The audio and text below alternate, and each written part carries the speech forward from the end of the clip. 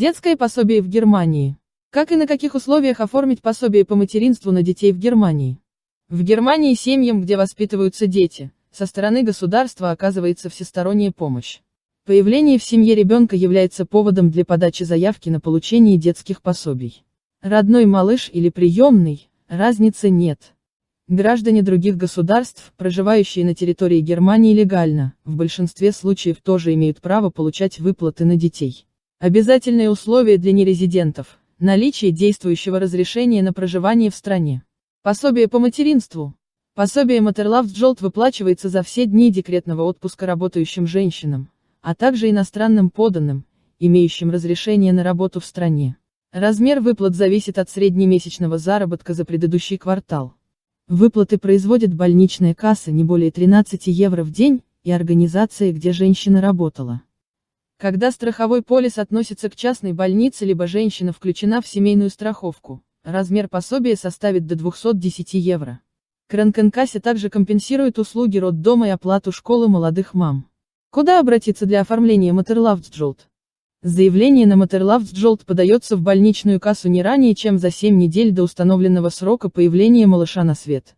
Справка «Декретный отпуск», согласно законодательству Германии, начинается за 6 недель до официально установленного в учреждении здравоохранения дня рождения малыша и включает 8 недель после его рождения.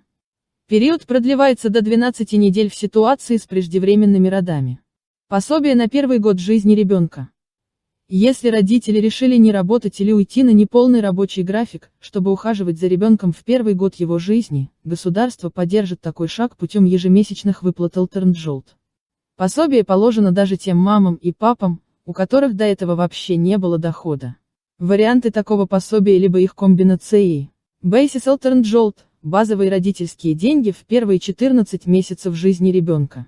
Elternjold Plus – расширенные выплаты, рассчитанные на удвоенный период, по сравнению с базовым, но суммы здесь в 2 раза ниже. Partnerschaft Bonus – так называемый партнерский бонус. Сумма и продолжительность выплат зависят от ситуации и варианта, на котором остановились родители. Выплата составит примерно 65% от дохода родителей, но не превысит предельную величину, оговоренную законом. 1800 евро – верхняя граница выплат по базовому варианту. 900 евро Elternjold Plus. С 1 сентября 2021 года. Действуют новые улучшенные правила оформления родительского пособия в целях снижения бюрократической нагрузки.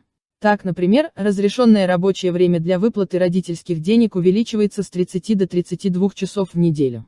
Рассчитать удобный вариант пособия можно через онлайн-калькулятор на портале Министерства по делам семьи. Как правильно оформлять Elternjold? Варианты подачи заявки. Через родительский фонд по месту жительства ребенка. Выяснить, какой орган этим занимается, можно, воспользовавшись онлайн-консультацией на сайте Министерства по делам семьи. Подать заявку на родительское пособие онлайн, для проживающих в федеральных землях Берлин, Бремен, Гамбург, Рейнланд-Пфальц и Саксония, Шлезвиг-Гольштейн и Тюрингия, в Баварии, Гессене и Сааре.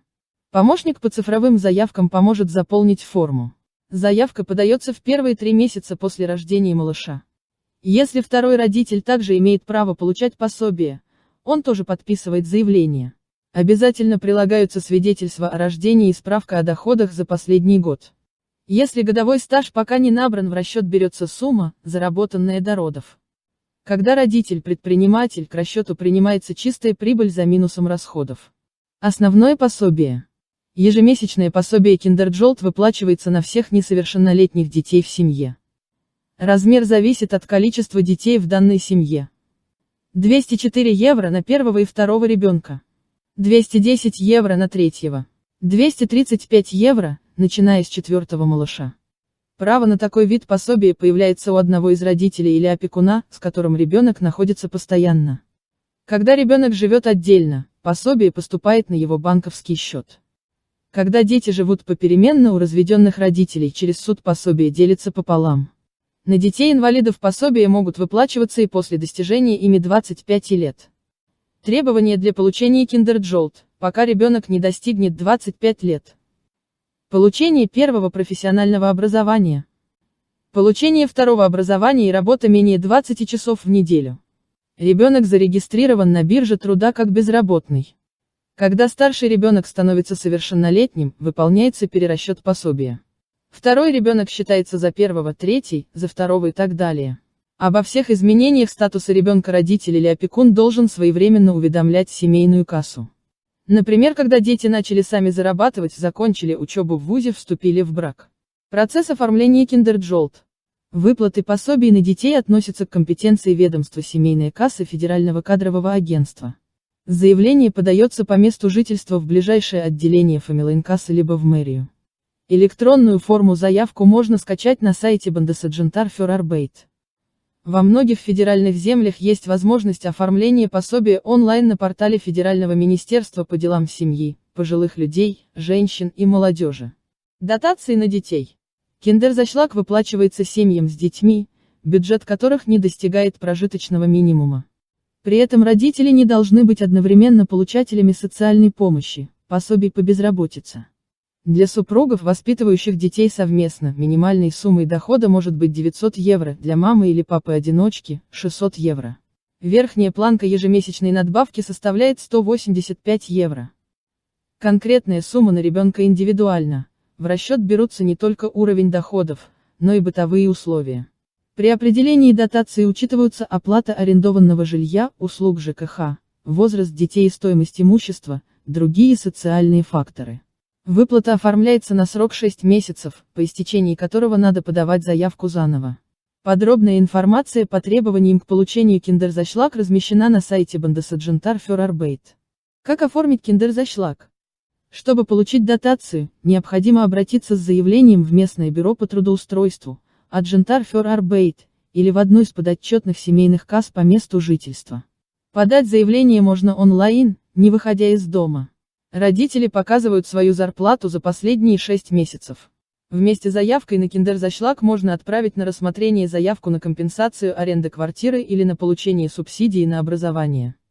Немецкое законодательство предусматривает доплаты семьям с низкими доходами за репетиторство, школьные поездки, обеды, транспортные расходы на детей.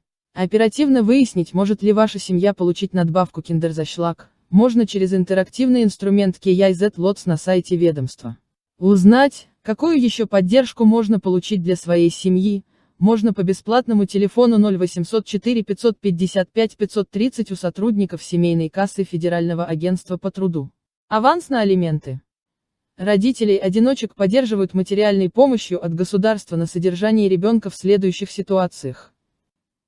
Они не получают алименты на детей от второго родителя, причины могут быть разными. Выплаты нерегулярные либо производятся частями. Ребенку еще не исполнилось 18 лет. Ребенок живет с родителями в ФРГ. Сумма аванса. От 0 до 5 лет – 165 евро. С 6 до 11 лет – 220 евро. С 12 до 17 лет – 293 евро. Законодательство Германии предусматривает в отношении уклоняющегося от выплаты алиментов лица обязательность уплаты аванса после достижения должником финансовой состоятельности. Взыскать задолженность по алиментам с родителей можно в течение 30 лет. Аванс на алименты выплачивается по достижении ребенком 12 лет, в некоторых ситуациях – 18 лет.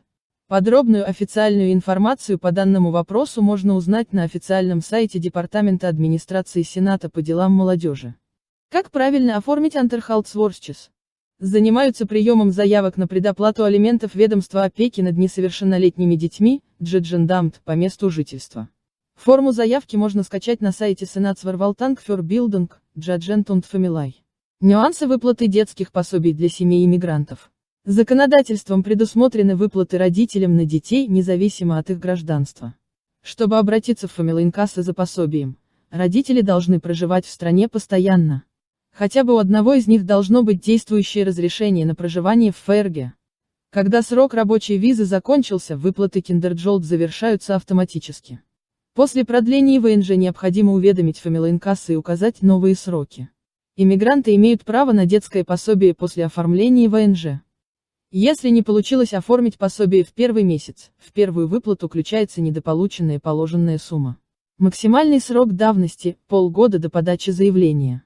Родителям, которые прибыли в Германию в статусе беженцев и получают от государства сравнимую с детским пособием выплату, финансирование производится из иных источников.